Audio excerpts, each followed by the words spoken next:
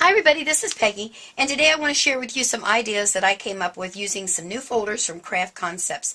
There's a group of like 8, I think. There's 8 of them here, and I just want to share with you some of the ideas that I came up with, and then you can check out your local stores to find these. This is the first one, and again, what I like about the new folders that are coming out from Craft Concepts, they put on their right what is called Grunge stripe. I don't know about you, but I never can remember the name of the folder, and so that kind of helps me. So there's kind of a masculine card using that.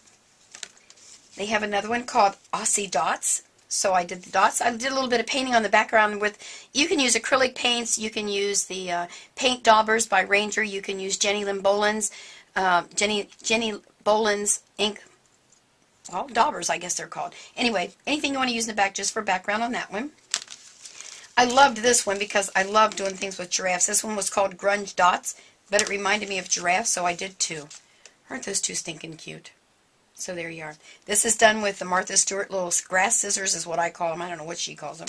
So that's another one. I'm going to save that one for last.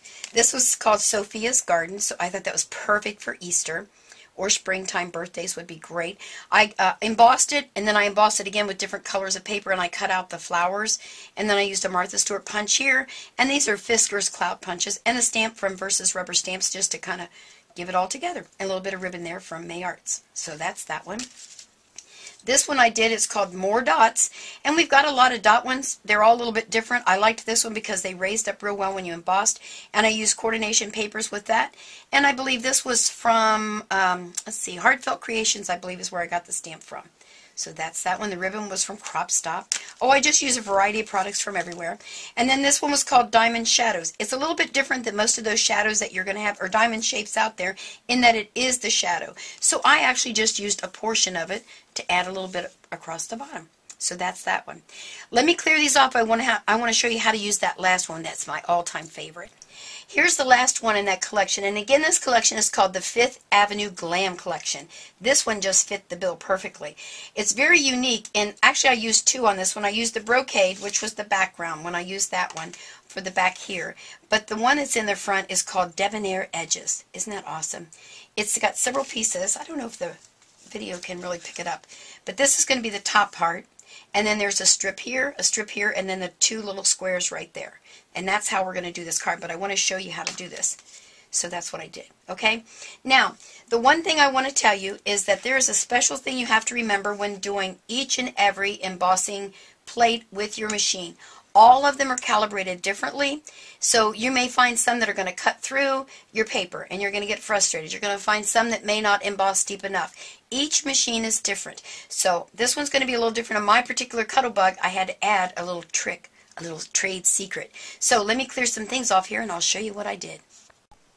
Okay, now what I want to do is tell you, make sure that you keep this particular cardboard that comes with this one. It will give you instructions. You'll probably, once you do it a couple times, you won't need it, but I always kind of keep ones that are a little different with my embossing folders. I just stick them inside my embossing folders and then stick them right in the sleeve, and that's where I store them. So it kind of tells you what you can do here. Now, here's what I did. It kept cutting through my paper. When I went to fold it, it would cut right through it. So I took a grocery bag, those plastic bags you know you get at the stores. I put that in there.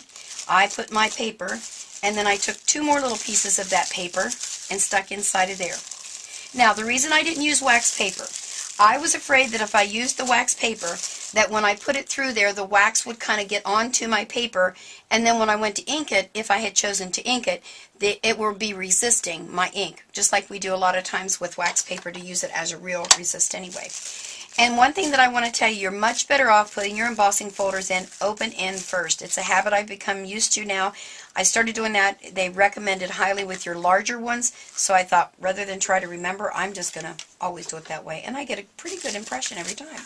All right, Cuttlebug A plate, B plate folder, wrapped in my goodies there. So at the store when they ask you for paper or plastic, at least get one plastic so you have this bag laying around. And then we're going to just wind it through. Her out of the way.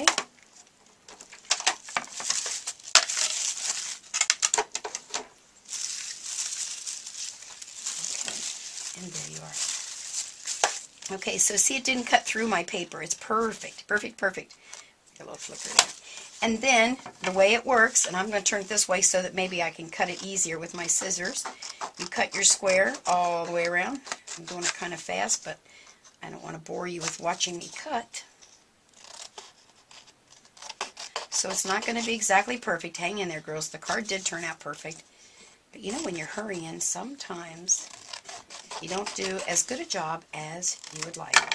Alright, so I've cut it, and then all I have to do is fold it in like so. There you go. So there's my centerpiece. And then I bring this back in and show you.